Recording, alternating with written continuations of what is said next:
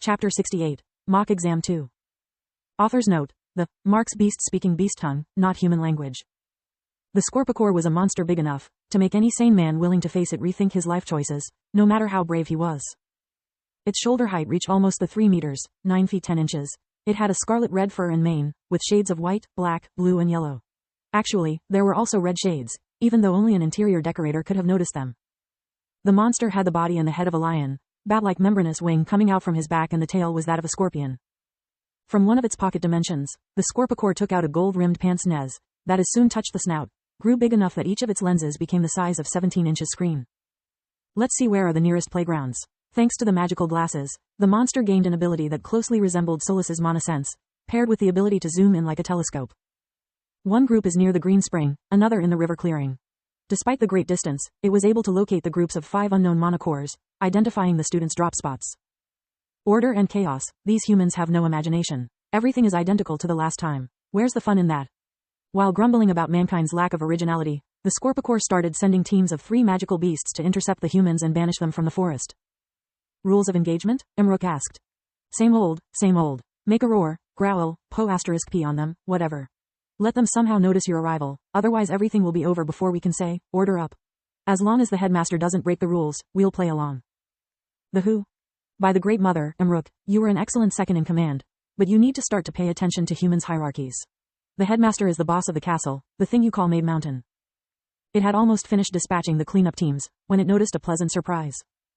Wait a minute, there is one group of 6 monocores instead of 5. I call dibs on that. What's a monocore? Asked Akron, a hawk evolved in a magical beast, the size of a small piper plane. You are too young for that, Centaur. Survive another 20 years and I'll teach you how to evolve again. Boss Scarlet, you are making no sense, we are already at the pinnacle, right? Centaur tilted its head diagonally in disbelief.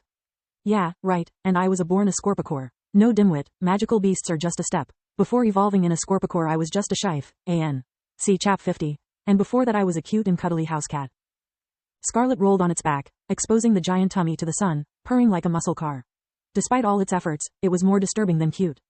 You are joking, right? Asked Imruk. No, I'm not. It's not like only you forest folk can turn into magical beasts. And if you keep doubting my word, I'll rat you out to one of my dragon friends that once was a lizard. I'm sure he will be happy to have you all for dinner, with some good red wine.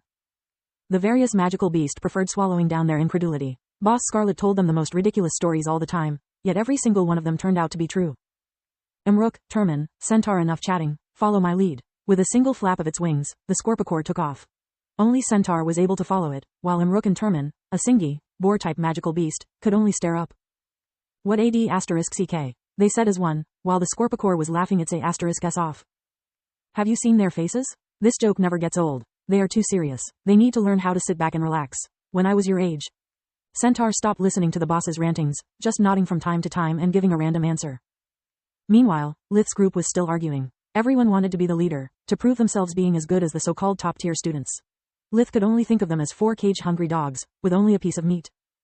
The problem was that the cage restricted only them from harming each other. It offered no protection from real threats. Every second they spent yelling and arguing was like setting up the table for all the beasts in the proximity. He had already tried all the diplomatic approaches he and Solus could come up with, but with no result. Him being a top tier made them dismiss all of his proposals as attempts to rack more points at their expenses. Sick and tired of their childish behavior, Lith summoned a strong gale that took them by surprise, making them fall butt first on the ground. Listen up, you idiots. If being nice didn't work, he could as well return to his original demeanor. Do you see that, and that? He pointed at several claw marks on different trees nearby. Those are not rustic decorations to embellish the landscape. Beasts use them as territorial marks, meant to warn intruders they are trespassing in their turf. If you take a second to look away from your ego, you'll notice that this area is being contended by several magical beasts. Each of them is capable of leaving claw marks the size of a book, and your rantings are alerting them all. This is a group survival test. We are supposed to get along, put aside our differences and work as a team. I want anyone watching us know that if we get wiped out before even an hour, it's all these idiots' fault. He said, looking around, having no idea where the magic cameras could be. The speech, especially the last part, worked like a charm. After getting back up, they didn't even complain about the surprise attack. They reconsidered their actions from the beginning, and prayed the gods to turn back time and give them a do-over. Being the gods otherwise busy, the timeline kept moving forward, and so did Lith. I am no leader, I always hunted solo. But one thing I know, in a dangerous environment the key to survival is being as stealthy as possible. We need to find a place where to hide during the day, and easily defensible at night. We must leave before? The high-pitched shriek of bird of prey filled the air, while the ground started trembling below their feet. Lith stopped talking, immediately taking the 3 fake potions out of his dimensional pocket and gulping them down. He could now activate fire, earth and air fusion magic without arousing any suspicion. By infusing himself with said elements he has just become faster, stronger and tougher. See Chap 19 for more details. Before he could finish drinking, Centaur swooped down, kidnapping the cutest of the 2 black-haired girls from the group, and taking her up in the air. What a moron, the Kron thought, still defenseless despite my warning. 4th years are the worst opponents, barely offering any resistance. Cursing whoever professor had picked his teammates, Lith could only watch the Kron getting higher and higher, supporting its flaps with powerful updrafts. I wish I could run away and let them get what they deserve. I hate teamwork, Lith thought. Everyone else was still in a daze, refusing to accept reality. What the F***ck are you doing? Someone must take flight and save her. With her arms locked in the talons, she can't use magic. Lith wanted to beat them to death himself. A monster, another monster. The high-pitched little girl-like voice actually belonged to the only other boy of the group. He was pointing at a black mass, as big as a carriage, approaching at breakneck speed. It was Turman, the Singi, joining the fray while announcing his presence, causing small quakes as he closed in. F***ck you all. If you want to stay on the ground, take cover while I... Lith realized that talking was useless. The 2 girls had fallen on their knees, hugging each other, while the boy, judging from the repugnant smell, had pie said himself. Now I get why Trask was so hard on me and them the second day. Yet it was all for naught, Lith thought. A Singi was a tough opponent, and Lith could only use fake magic. He needed to keep his 3 rings charges only for desperate situations. Being all 5 of them still in play, he racked his brain searching for a solution. Wait a minute, usually Singi are limited to the use of water and earth magic. I can exploit that. Magical beasts do not control all elements. Turman was unable to escape its boar nature, charging straight toward the prey. It saw an evil-eyed kid starting to chant something, so Turman activated one of his best defensive spells, Mountain Body. The Singi knew all too well how predictable was its attack pattern, so he never underestimated an opponent. Mountain Body raised its body weight in defense to the limit, making it impervious against weapons and magic alike. Chant all you want, kid. You'll never finish your spell in time. I'm too fast. It will be your requiem. Turman inwardly sneered. Yet the chant ended right after it started, and Lith began a new one, while a small yellow orb flew in collision course with Turman. What an idiot. My earth magic is the perfect counter to air magic. Zap me, push me, whatever. It will never work.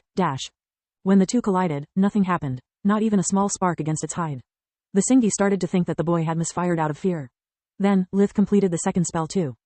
Brezza real, he had invoked the training spell Lift. Suddenly, Turman felt like a gentle caress on its belly, yet it managed to push it several meters in the air, like he was just a balloon. Then a second and third push came, making it rise above the 3s. Hidden between the bushes, Scarlet was watching the whole scene, giggling under its whiskers. Turman, you idiot, the first was a basic float spell. It wasn't meant for damage, but to make you weightless and set up for another quick spell, to take you away from the ground and make you helpless. Pride goes before a fall. Listening to the boss's explanation, the Singi understood what had happened, and started laughing at itself. Damn, such a feisty brat, I'll keep you for last. He yelled at Lith, that unable to understand animal speak, ignored the beast's oinks reciting his third spell. One of the greatest advantages from Forge Mastering was that he had trained chaining short simple spells for over a month, making him able to move his fingers and mouth nonstop, no matter he was using fake magic, like before, or using the true one. Lith reconsidered Lift value, since it allowed him to keep pushing away the Singi even when he was casting another spell. After he finished casting his true magic flight spell, he rushed to save the girl. Centaur was slowed down by her weight, and everything had happened in barely a few seconds. He was expecting Turman and Amruk to have the situation below under control. When he perceived a magic perturbation in the air currents, it was too late. Lith had coupled the flight and slipstream spell, making him faster than a bullet. He had scarce knowledge about magical beasts, but he remembered well how, despite their big sizes, the bird's hollow bones made them frailer than they looked. So instead of using a spell that could be easily countered by the opponent's air and darkness true magic, he just combined his speed with the hardness and the explosive strength from fusion magic to land an uppercut right under the beast's beak. Because of his almost vertical trajectory and the fire generated by the friction